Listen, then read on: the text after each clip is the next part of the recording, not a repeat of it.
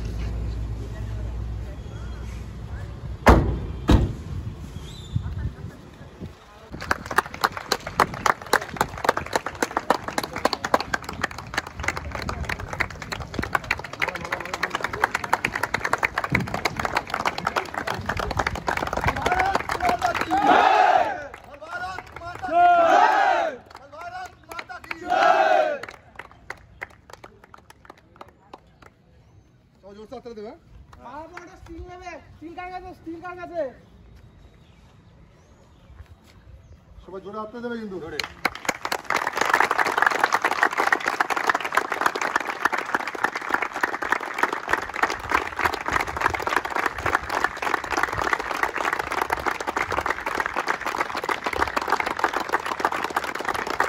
Chanakya defence academy, Chanakya defence academy, Chanakya defence academy, David দা, David দা, David দা। সবাইকে অনেক অনেক ধন্যবাদ, থ্যাংক ইউ সো মাচ। আজকে অ্যাকচুয়ালি দাদা এত রেসপেক্ট, এত ভালোবাসা, স্পেশালি 2 days মাই বার্থডে, আর বার্থডে স্পেশাল। আর এখানে আসতে পেরে আমি ভীষণ হ্যাপি ফিল করছি, বিকজ এত স্টুডেন্ট এত স্টুডেন্ট এত স্টুডেন্ট, জাস্ট মাথা খারাপ করার মতন অবস্থা, এত স্টুডেন্ট। খুব ভালো লাগছে। ডেভিড দা, thank you so much. David দা, চাণক্য ডিফেন্স একাডেমির অনার এবং এই সমস্ত ভাইরা আছে, তারা প্রত্যেকে খুব ভালো স্টুডেন্ট এবং খুব ভালো বিহেভ তাদের। আমি তাদের সাথে অবশ্যই কথা বলবো।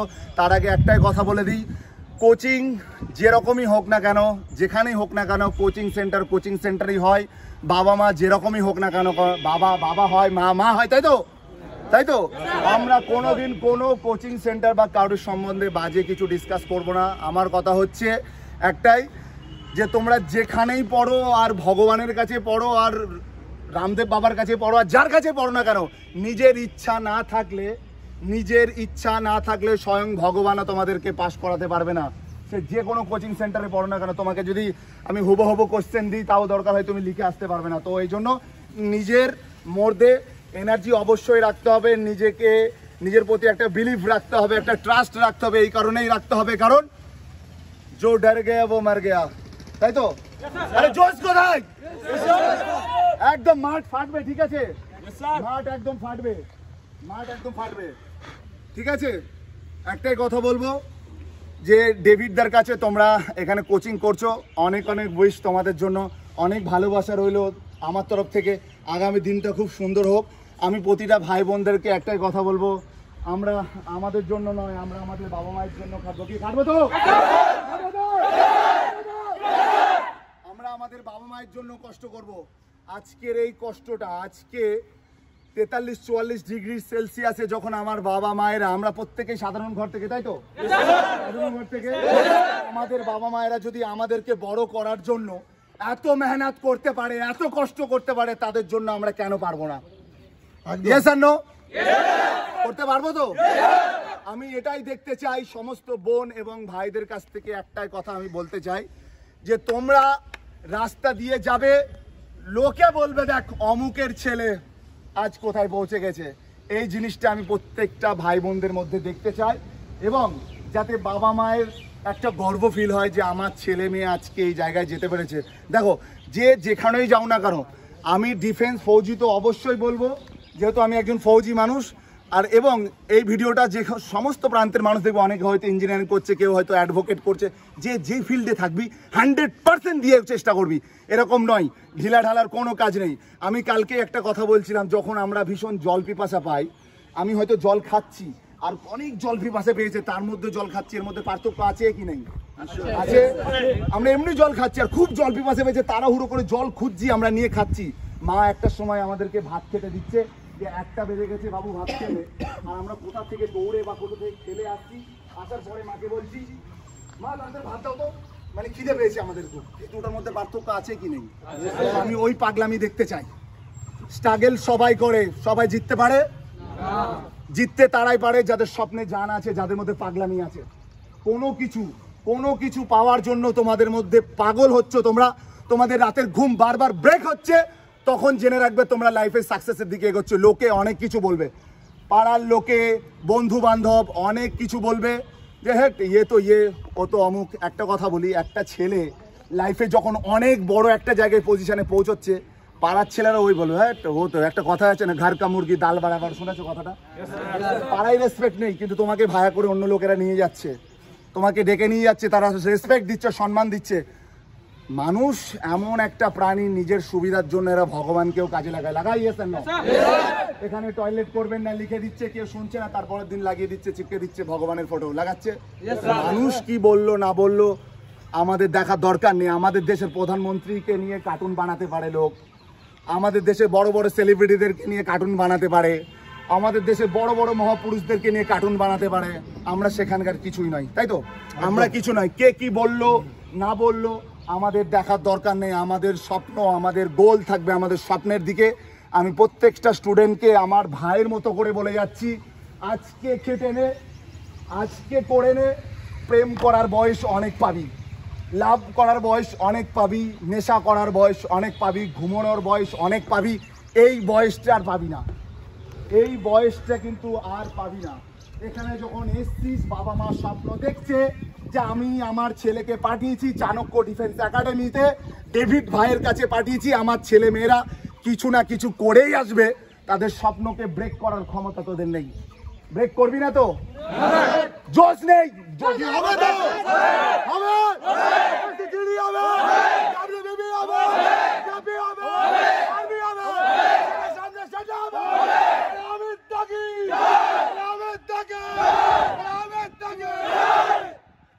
দেখেছিস জোশ, দেখেছিস একটা জোশ। আমার কথা হচ্ছে অর্ধেক জিনিস, এই যে অনেকে আমাকে বলে দাদা একটু হাতটা একটু ব্যাকা আছে, দাদা এখানে একটু কাটা দাগ আছে, দাদা একটু নকনিস আছে, দাদা এই আছে, দাদা সেই আছে। সব থাকুক, তুই ডাক্তার নয়, তাই তো? ডাক্তার বসে আছে মেডিকেল করানোর জন্য, তাই তো? তোরা ডাক্তার নয় তো? তোরা ডাক্তার নয় তো? আগে কেন টেনশন নিচ্ছিস? একটা কথা বলি, মনে কর চাঁদপাড়া স্টেশনে ট্রেন জাস্ট স্টেশন ক্রস করছে, ছাড়ছে তো, তোরা কাছাকাছি এসে গেছিস, তুই মনের মধ্যে একটা জিনিস হচ্ছে যে আমি দৌড়ে গিয়ে ট্রেনটাকে ধরতে পারবো, তাহলে দেখবি তুই ধরে নিয়েছিস। আর তুই যদি আগে থেকে জেনে নিস এই পারবো কি পারবো না, তুই এক স্টেপ এগোতে পারবি না, ওইখানে দাঁড়িয়ে যাবি, ট্রেন তোর সামনে দিয়ে চলে যাবে। কি ঠিক বললেন কিনা? ঠিক বললাম কিনা? এই জন্য বলবো কনফিডেন্স লাইফে খুব ইম্পর্টেন্ট একটা জিনিস। কনফিডেন্স অবশ্যই রাখবি লাইফে, যতই সমস্যা আসুক না কেন কনফিডেন্স কেউ ডাউন করবি না, কারণ বড় বড় প্রবলেম এই কনফিডেন্স সলভ করবে। মনের মধ্যে একটা জেদ, একটা জোশ রাখবি। আমি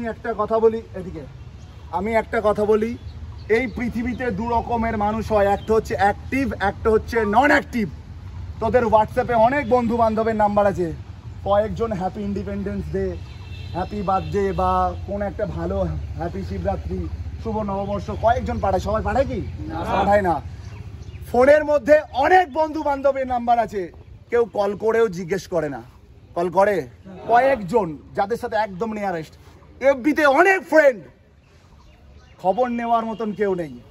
উড়িয়ে দাও তাদেরকে ডিলিট মারো জীবন থেকে, কারণ এরা তোমার কোনোদিনও সাথ দেবে না। এরা হচ্ছে আনঅ্যাক্টিভ পারসন, এরা অ্যাক্টিভই নয়। হাঁটিয়ে দাও তাদেরকে জীবন থেকে, সরিয়ে দাও। জীবনে বেঁচে থাকার জন্য বন্ধু দরকার তো? 1000 দরকার নেই, 500 দরকার নেই, 5টা দরকার। রাত 12টার সময় বাড়িতে প্রবলেম হয়েছে, বাবার অসুস্থ, এদিকে বৃষ্টি পড়ছে, মেঘ গুড়গুড় করছে, অনেক বড় মানে মেঘ একদম অনেক বড় আওয়াজ করছে, একদম আমরা যেমন ভয় পাই।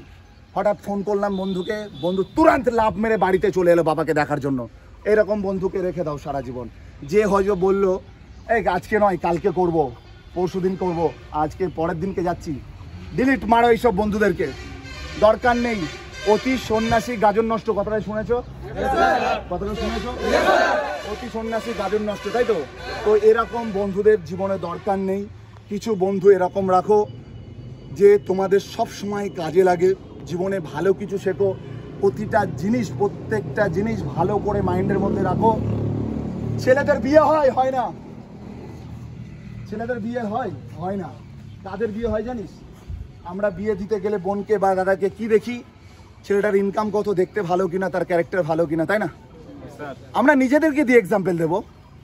আমরা আমাদের বোনের বা দিদিকে বিয়ে দেওয়ার সময় আমরা এটুকু দেখি ছেলেটা কতটা ব্যাংক ব্যালেন্স করেছে, কতটা ইনকাম করেছে, তার ইনকাম সোর্সটা কি আছে।